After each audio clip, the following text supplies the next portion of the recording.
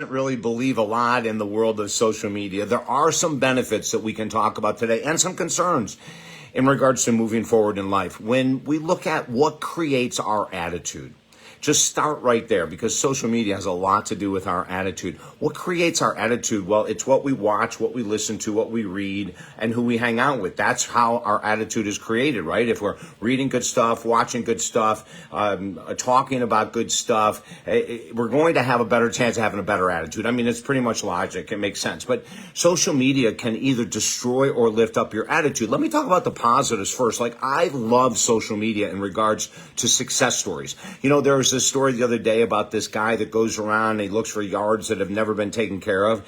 And then he goes up to the door and says, hey, I'll cut everything for free. I'll prune your trees. I'll do everything if you just allow me to video you on YouTube, on my YouTube channel. Oh my God.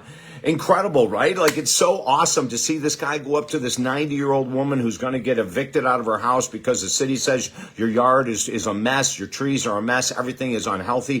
This guy goes in and saves her butt, right? So social media has some really good uses if it's used appropriately, you know, but so does alcohol. If you have a glass of wine, that might be fine for you, right? If you have 6, that ain't fine for you. Social media works the same way. And so when we look at the benefits of social media, it's the uplifting news, the uplifting quotes, the stories that are just so adorable, right?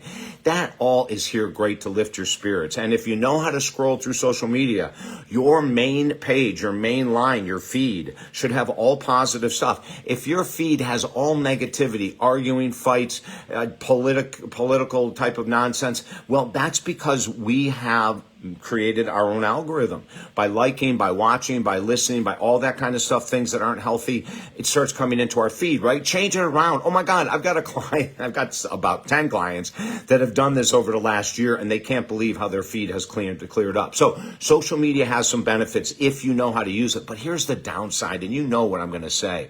Social media can also be the death of us, the death of relationships. We get people arguing with each other all the time. I'm right, you're wrong. You know, I saw a post the other day where, you know, someone gave their opinion, and when whoever posted it didn't agree with them, didn't even put a like or say anything, they called them out on their own post. They said, how come you're not responding to me? I gave the answer to blah, blah, you know, and it's like all of a sudden there's this arguing happening between these two people. So the downsides, the demise of social media is huge. The amount of time you spend there is time that you could be putting into your passion, to love, to service, to volunteering, to taking care of your mental health, your physical health, your spiritual health, your financial health.